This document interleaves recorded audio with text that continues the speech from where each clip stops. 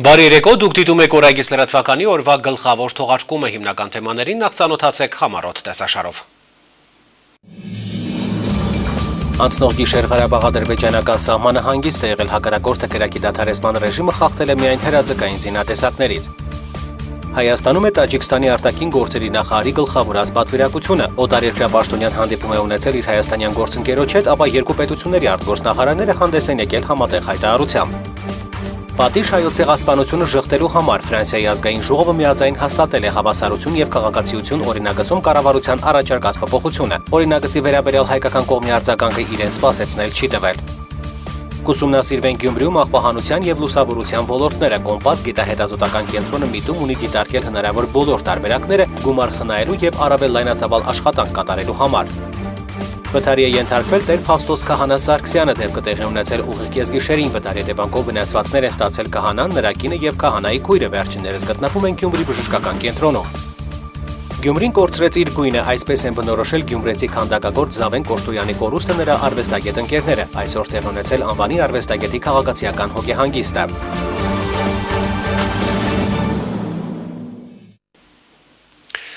Այժմ առավել մանրամասն հուլիսի 1-ի եւ լույսի 2-ի գիշերը Ղարաբաղ-ադրբեջանական հակամարտ զորքերի շփման գծում պահպանվել է հարաբերական հանգիստ իրադրություն։ Հակառակորդը հրադադարի պահպանման ռեժիմը խախտել է միայն հրաձգային զինատեսակներից, արձակելով անկանոն բնույթի կրակոցներ։ Պաշտպանական բանակի առաջապահ զորամասերը ձեռնպահ են մնացել պատասխան գործողություններից եւ շարունակել վստահորեն իրականացնել իրենց առջեւ դրված մարտական խնդիրը։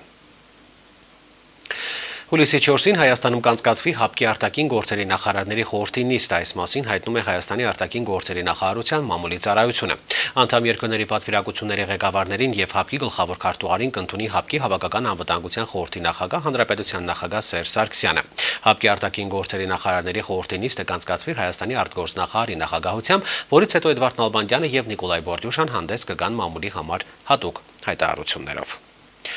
Տաջիկստանը աջակցում է ՀԱՊԿ-ում Հայաստանի նախագահության առաջնահերթություններին։ Այսօր Երևանում Տաջիկստանի արտաքին գործերի նախարար Սիրոջիդին Ասլովի հետ համատեղ մամուլի ասուլիսի ժամանակ նրա հետ հանդիպումից հետո հայտարարել է Հայաստանի արտաքին գործերի նախարար Էդվարդ Նալբանդյանը։ Նա նշել է, որ իր գործընկերոջ հետ հանդիպման ժամանակ քննարկել են բազմակողմանի մի շարք հարցեր։ Իմ գործընկերոջ հետ հանգամանալից քննարկեցինք նախատեսվող Տաջիկստանի նախագահ Էմոմալի Ռահմոնի Հայաստան կատարելիք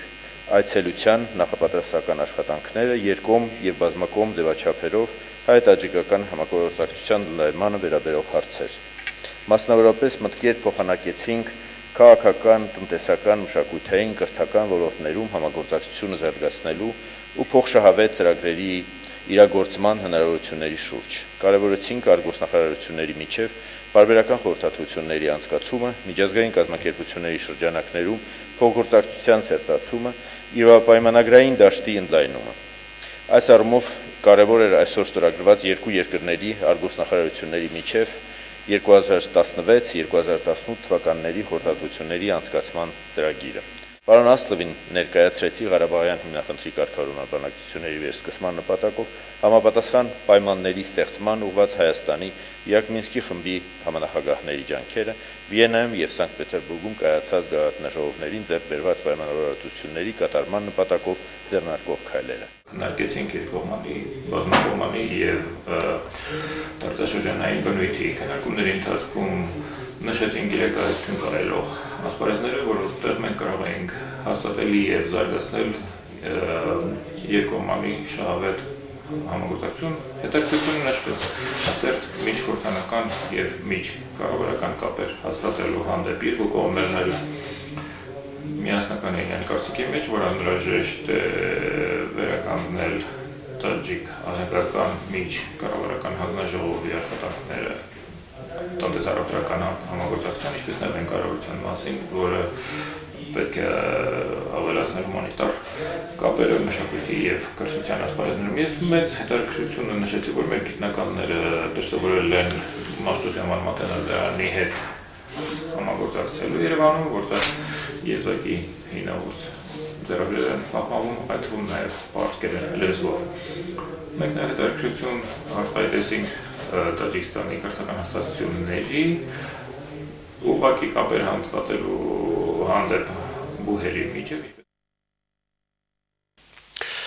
Ավելի ուշ Տաջիկստանի Հանրապետության արտաքին գործերի նախարար Սիրոջիդին Հասլովին ընդունել է Հայաստանի նախագահ Սերժ Սարգսյանը։ Հայաստանի եւ Տաջիկստանի հարաբերությունները ավելի խորացնելու համար որևէ խոչընդոտ գոյություն չունի։ Հանդիպման ժամանակ նշել է նախագահը։ Սարգսյանը ողջունել է հյուրին եւ հույս հայտնել, որ նրա այցը նոր խթան կհաղորդի Հայաստանի եւ Տաջիկստանի միջև հարաբերությունների ամրապնդման ու խորացմանը, կնպաստի բարձր մակարդակի փոխհայցելությունների ակտիվացմանը եւ տարբեր ոլորտներում արկա համագործակցության մեծ ներուժի լիարժեք օգտագործմանը՝ ի նպաստ երկու բարեկամ երկրների եւ ժողովուրդների։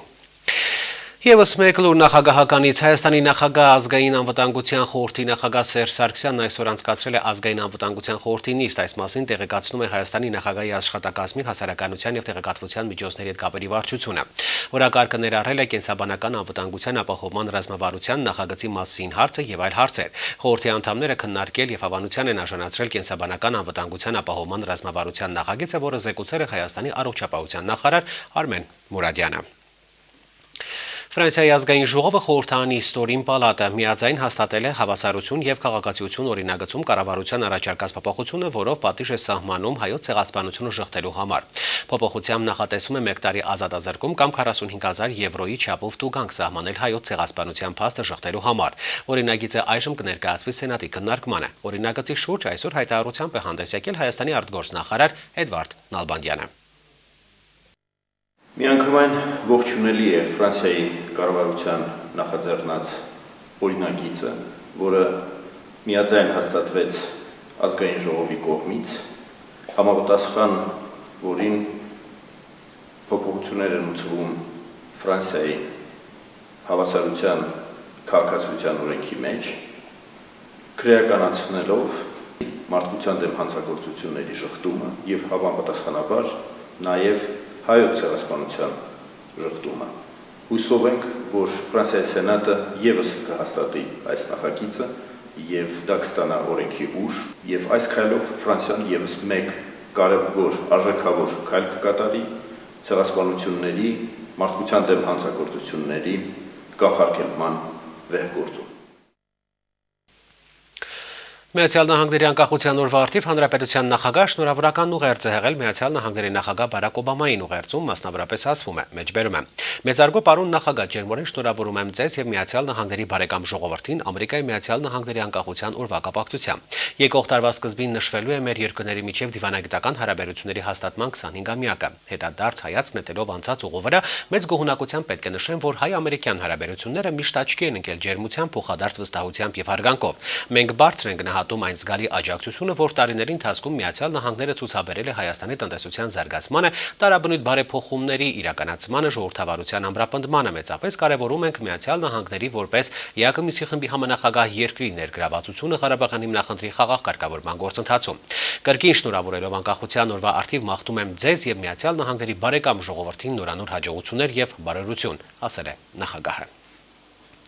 Առաջիկա 3 ամսում Կոմպաս գիտահետազոտական կենտրոնը կզբաղվի քաղաքի աղբահանության եւ լուսավորության ոլորտների ուսումնասիրությամբ։ Քաղաքային բյուջեի 8%-ը հատկացվում է հենց այդ ոլորտների աշխատանքների իրականացմանը։ Կենտրոնը միտում ունի դիտարկել հնարավոր բոլոր տարբերակները գումար խնայելու եւ առավել լայնածավալ աշխատանք կատարելու համար։ Կոմպասը առաջիկա անելիքը քննարկելու նպատակով հրավիրել էր նաեւ լրագրողներին, լսելու կարծիքներ եւ առաջարկություններ, միաժամանակ ներկայացնելով արդեն կատարված որոշ ուսումնասիրությունները։ Ամեն տարի աղբահանության ու լուսավորության խնդիրների համար ծախսվում է քաղաքային բյուջեի 8%-ը։ Սա էական գումար է, նկատում է Կոմպաս գիտահետազոտական կենտրոնի հասարակայնության հետ կապերի պատասխանատուն։ Փողոցների լուսավորության ծախսերի 93%-ն ուղղվում է էներգետիկ ծառայություն ձեռք բերելու։ Բնականաբար սրանցից յուրաքանչյուրը ենթահարցեր է բացում, թե օրինակ արդյոք հնարավոր չէ գտնել ավելի արդյունավետ տարբերակ այդ էներգետիկ ծառայություններն ապահովելու համար։ Հետաքրքիր մեկ այլ ինֆորմացիա, որը մենք իմացանք, այն էր, որ Գյումրիում աղբահանության վերահսկման համար ներդրված է լոկատոր վերահսկողական համակարգը, այսինքն աղբատար մեքենաները ուր են գնում, երբ որտեղ են լինում, այս մասին ինֆորմացիա քաղաքապետարանի համապատասխան բաժինն ունենում է, որովհետև կան այս հատուկ վերահսկման սարքերի տեղադրված մեքենաներում։ Քիչ ծախսերով ավելի շատ անելիք։ Ինչպես հասնել այդպիսի արդյունքի։ Սա է Կոմպաս գիտահետազոտական կենտրոնի ուսումնասիրության նպատակը։ Արդյունքում կառաջարկվեն նոր լուծումներ ու նոր գաղափարներ, սակայն մինչ այդ պետք է խորապես ուսումնասիրել խնդիրները։ Մեր մյուս խնդիրը դա բնակչության գնահատականի բացահայտումն է այս երկու ոլորտների վերաբերյալ, այսինքն իրականացվելու են հարցումներ, որի միջոցով մենք փորձելու ենք հասկանալ մեր քաղաքի բնակչությունը ինչպիսի մոտեցումներ ունի կոնկրետ աղբահանության եւ փողոցների լուսավորության ոլորտների վերաբերյալ։ 2016 թվականին նախատեսված է Գյումրի համայնքի բյուջեի 8%-ն ուղղել քաղաքի աղբահանության եւ փողոցների լուսավորությանը։ Այսինքն մեր հետազոտությունը ցույց կտա, թե քաղաքի բյուջեի 8%-ը ինչպես է ծախսվում եւ ինչի վրա է ծախսվում։ Եվ վերջապես Գյումրիում աղբահանության ուղղվող ծախսերը 2016 թվականի տարեկան բյուջեում պլանավորված 49.4 միլիոն դրամից դարձել են 63.3 միլիոն դրամ, այսինքն 25%-ով աճել են։ Հիմա մեր ուսումնասիրության ընթացքում մենք փորձենք հասկանալ ինչով է պայմանավորված, որ ավելի շատ գումար է իրականում պլանավորվածից նախատեսվում ծախսել ամբողջ տարվա համար։ Աղբահանության համար իրականացվող ելքերն ու մուտքերն ինչքանով են համաչափ, ինչ եկամուտներ ու ինչ ծախսեր են կատարվում, պարզելու անհրաժեշտություն կա։ Ծրագիրն իրականացվում է Գյումրու քաղաքապետարանի հետ համագործակցությամբ։ Ֆիզիկական անձերը մեր քաղաքում բոլորը անխտիր աղբի վճարի ուզում։ Հիմնականում տարբեր, ասենք, խանութները տարբեր չափ, ասենք 30-ից 40 մետր քառակուսի է, իրանք ավելի շատ են վճարում։ Այստեղ պրոգրեսիվ ինչ-որ գումարներ կան, հիվանդանոցները եւ ամբուլատորները այլ գումար են վճարում։ Այս ամբողջ ընդհանուր ինչքան է կազմում։ Եվ այդ ընդհանուր եղած գումարից նաեւ այստեղ հաշվելու է, թե ասենք 1 կիլոգրամ աղբը թափելու համար ինքնարժեքը ինչքան է։ Գուցե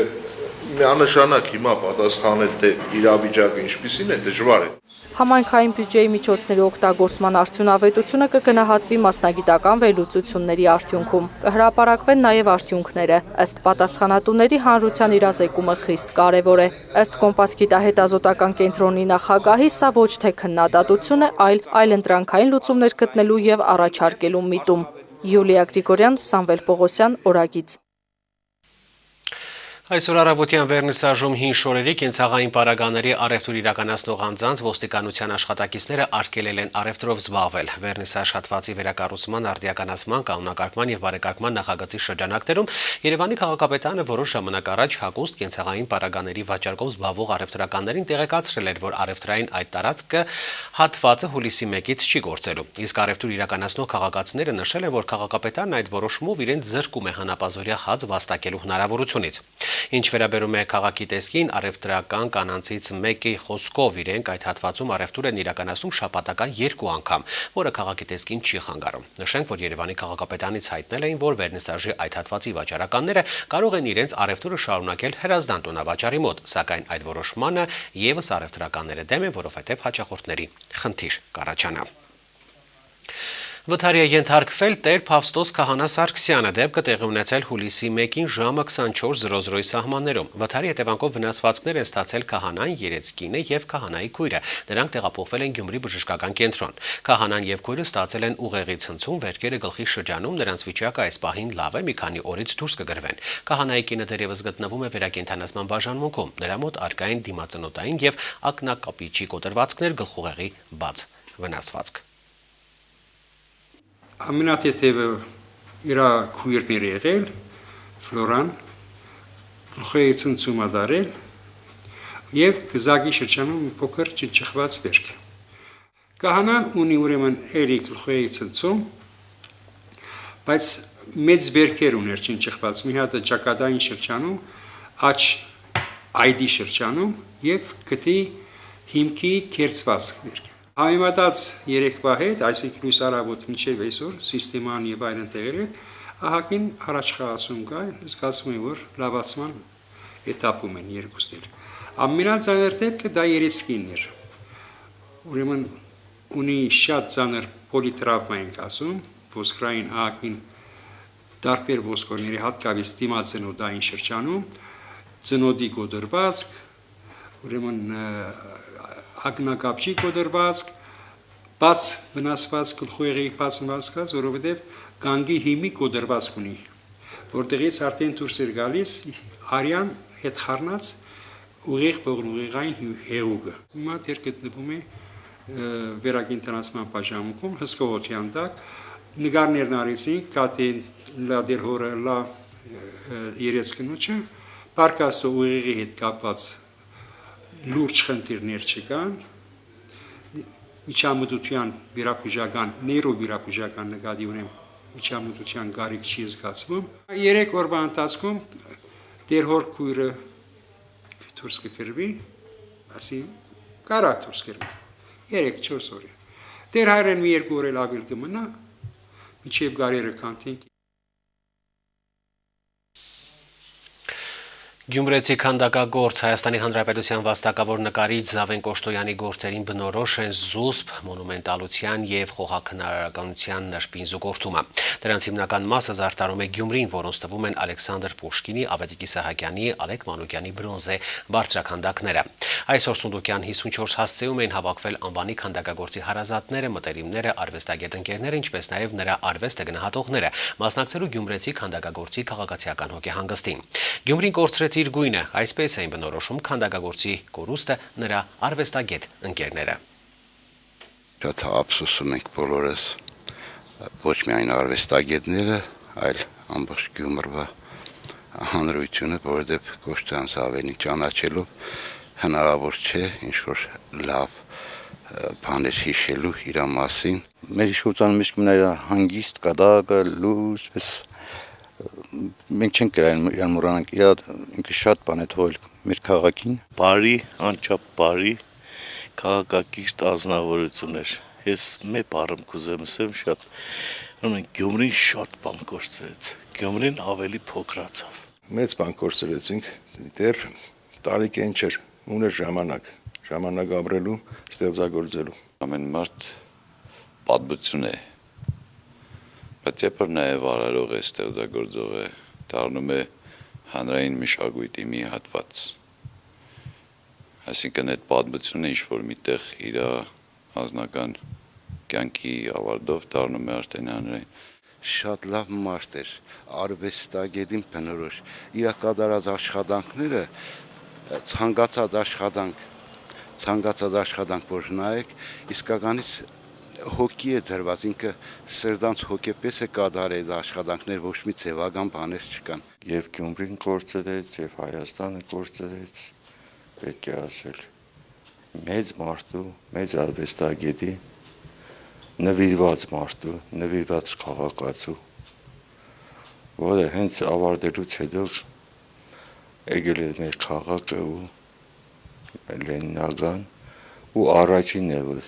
ավարտեց, եկավ ու մնաց։ Երբ ասում ենք Գյումրվա մշակույթ, գյումրեցի արվեստագետ, Գյումրվա արվեստ, նկատի ունենք մեր վարպետին եւ իր այդ աշխատանքը երևի թե ժամանակի ընթացքում այդ ամբողջ այնքան կամրապնդվի ժողովրդի մոտ, որ երբ որ ասենք Գյումրվա այցը կարդ պատկերացնեն այդ թանտանաներով իր մոր աշխատանքը։ Իմ կարծիքով վերջին մոհիկաններից մեկն էր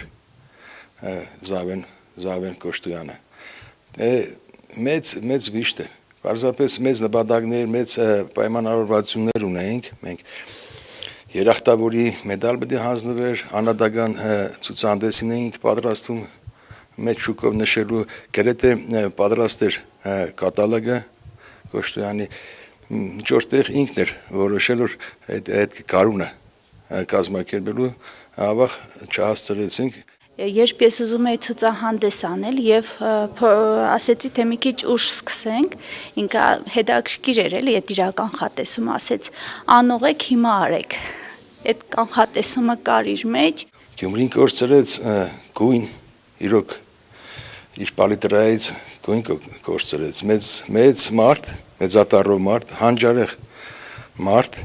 եւ հանջարեղ արվեստագետ։ Անտարբեր մարդ չէր ինքը պայքարող մարդ էր։ Չէր հանդուրժե, ոչ մի հատ վատ բան։ Շատ դժվար է։ Մենք շատ մեծ կորուստ ունեցանք։ Ավելացնենք, որ Գյումրու քաղաքապետի կարգադրությամբ ստեղծվել է Զավեն Կոշտոյանի հուղարկավորության քաղաքային հանձնաժողով։ Հանձնաժողովը տեղեկացում է, որ Զավեն Կոշտոյանի հրաժեշտի արարողությունը տեղի կունենա հուլիսի 3-ին ժամը 12-ին Հոկտեմբեր կինոթատրոնում, հուղարկավորությունը տեղի կունենա նույն օրը ժամը 14-ին։ Հայ առաքելական Սուրբ եկեղեցին այսօր նշում է հին տապանակի եւ նոր Սուրբ եկեղեցու տոնը։ Հին ուխտի տապանակը հին կտակարանի ամենամեծ սրբությունն է, որտեղ պահվում էին տասնաբանյա պատվիրանների տախտակները, Ահարոնի ծաղկյալ գավազանն ու մանանայով լի ոսկյա սափորը։ Քրիստոնեական եկեղեցու համար այն նոր ուխտի, այսինքն Քրիստոսի եկեղեցու նախատիպն է, որի համար սահմանվել է այս տոնը։ Տոնը կատարվում է Վարդավառի Քրիստոսի պայծառակերպության տոնին նախորդող շաբաթ օրը։ Իսկ վաղը հայ առաքելական եկեղեցին կտոնի Հիսուս Քրիստոսի պայծառակերպության տոնը Վարդավառը։ Միջազգային լրահոս Զինյալը հաբեկչական խմբավորումները հուլիսի 2-ին ժամը 3:15-ի սահմաններում հրթիռակոծել են Հալեպի Նոր գյուղի Սուրբ Գրիգոր Լուսավորիչ եկեղեցու դիմացը գտնվող Կիլիկիա շենքը։ Տարածքում գտնվող բնակարանները, աշխատավայրերը, ինչպես նաև Սուրբ Գրիգոր Լուսավորիչ եկեղեցու կառույցը նյութական վնասներ է կրել, զոհեր ու վիրավորներ չկան։ ՄԱԿ-ի Իրաքին աջակցության հարցերով առաքելության հայտարարությունում նշվում է, որ 2016 թվականի հունիսին երկրում ռազմական գործողությունների եւ բռնությունների հետևանքով մահացել է ավելի քան 660 իրաքցի, վիրավորվել է 1457-ը, սպանված իրաքցիների ընդհանուր թիվը 662 է, եւս 1457-ը վիրավորվել են ահաբեկչությունների, բռնության դեպքերի եւ ռազմական գործողությունների հետևանքով, ասվում է հայտարարությունում։ Զոհերից 382-ը քաղաքացիական անձինք են, 280-ը զինվորականներ։ Իրաքում պահպանվում է լարված իրավիճակ, իսլամական պետությունը հաբեկչական խմբավորման գործնեության պատճառով, որը գրավել է երկրի մի մասը։ Ավստրալիայում բացվել են հերթական դաշնային ընտրությունների ընտրատեղամասերը, քվեարկության արդյունքում պետք է ձևավորվի նոր կառավարություն։ Նախընտրական քարոզարշավի հիմնական թեմաները տնտեսական հարցերն են, առողջապահությունը, ներգաղթը եւ միասեռական ամուսնությունները։ Ըստ փորձագետների հնարավոր է մեծ քաղաքականություն վերադառնա Պոլին Հենսոնը, ով ծայրահեղ աջակողմյան Մեկաս կուսակցության հիմնադիրն է։ Նա հայտնի է հականերգաղթային եւ գրեթե ռասիստական հռետորաբանությամբ։ Միջազգային այլ նորություններ թարգմանաբար եւ տեսաշարով ձեզ կներկայացնեմ գործընկեր Հայկանուշ Հայրապետյանը։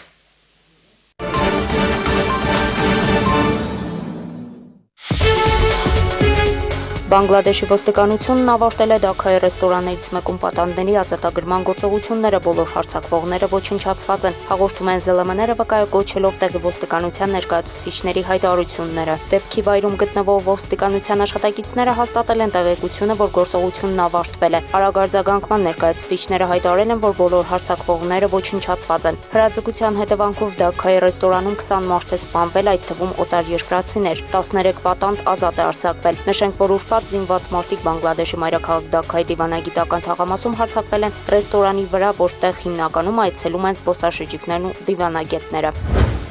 ԱՄՆ պետքարտուղարությունը հրապարակել է 2015 թվականին աշխարհում մարդկանց առևտրի իրավիճակի մասին զեկույցը, Ադրբեջանին ներառելով երկրորդ կարգի երկրների շարքում, փոխանցում է Կոնտակտ-ազը։ Մասնավորապես Ադրբեջանը բնութագրվում է որպես մարդկանց առևտրի համար նախատեսված վայր փոխանցող եւ աղբյուր երկիր։ Այս երկրում տղամարդիկ, կանայք եւ երեխաները ենթարկվում են աշխատանքային եւ սեռական թրաֆիքինգի։ Ադրբեջանը նաեւ նշանակման վայր է հարկադիր աշխատանքի եւ սեռական շահագործման համար այն մարդկանց համար, ովքեր ժամանում են Ուզբեկստանից, Թուրքմենստանից եւ Ուկրաինայից։ Զեկույցում նշվում է, որ երկիրը չի համապատասխանում նվազագույն չափանիշներին մարդկանց առևտրին հակազդելու ոլորտում։ Հիշեցնենք, որ ԱՄՆ պետքարտուղարության ամենամյա զեկույցում նշվում էր, որ միլիոնավոր մարդիկ են ամեն տարի ենթարկվում թրաֆիքինգի, ինչը կարելի է վերացնել միայն միջազգային համատեղ ջանքերով։ Պայքար ընդդեմ մարդկային թրաֆիքինգի զեկույցը միայն փաստեր չեն, այն փաստաթուղթ է համապատասխան աշխատանքներ ծավալելու համար։ Աշտեն 16-րդ զեկույցը ներկայացնելուց առաջ իր ելույթում ասել է ԱՄՆ պետքարտուղար Ջոն Քերին։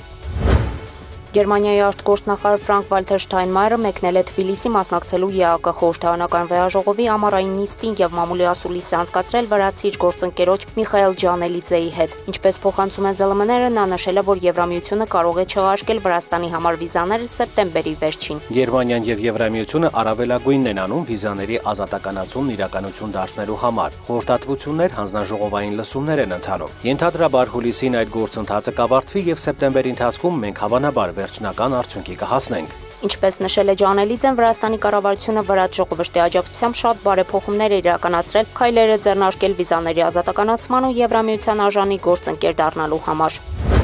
Արևմուտքի երկրները փորձում են գաղտնի բանակցություններ վարել Սիրիայի նախագահ Բաշար Ասադի հետ։ Այդ մասին Սիրիացի առաջնորդը հայտարարել է ավստրալիական CBS հեռուստաալիքին տված հարցազրույցում։ Նա հայտարարել է, որ Միացյալ Նահանգների եւ Սիրիայի միջև չկան անմիջական շփման կետեր։ Նախագահի խոսքերով Վաշինգտոնի վերաբերմունքը Մերձավոր Արևելքում տիրող իրավիճակին անլուրջ է, իսկ հաճախնաժամի կարգավորման հարցում միակ խոչընդոտը ըստ նրա Թուրքիայի, Քաթարի եւ Սաուդյան Արաբիայի դիրքորոշումն է։ Հայկանուշ Հայրապետյան, Օրագից։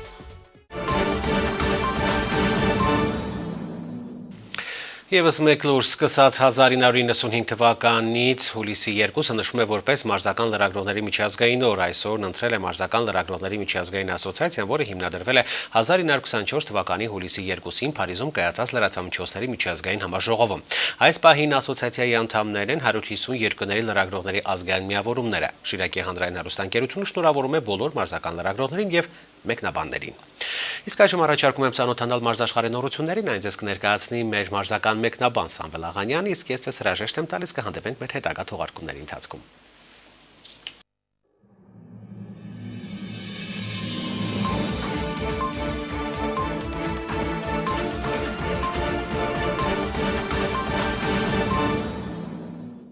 Վանաձորում ավարտված Հայաստանի սպորտային մաննամարզության պատահական առաջնությունից վերադարձել են Գյումրու մաննամարզական մարզաձևերի մարզադպրոցի սաները։ Արդյունքն այսպիսին է՝ 3 արծաթե, 4 բրոնզե մրցանակ։ Սաներին այս ստուգատեսին պատրաստած մարզիչներ Շաման Նահապետյանը, Մկրտիչ Ալոյանը, Նուշ Սուքիասյանն ու Արտուշ Խաչատրյանը գոհ են երեխաների մրցելույթներից։ Ուղղակի թեթև վրիպումներ բնականաբար երեխաների մոտ լարվածությունը դա ստիպում էր, որ մի քիչ լավ չմասնակցեին, թեթև վրիպումներ կար, սակայն գոհ եմ, թե որակից մրցումները բարձր մակարդակի անցկացվեց, լավ երեխաներ կային, որտեղ մեր երեխաները ընդհանրապես չզիջեցին, ուղղակի մի թեթև լարվածություններ խանգարեց, բայց նորից ունեցանք հաջողություններ առանձին գործիքային պայքարներում, նույնպես ունենք լավ երեխաներ, որոնք տեղ չգրավեցին, սակայն հեռանկարներ ունեն, մենք փորձենք մյուս մրցումներին ավելի բարձր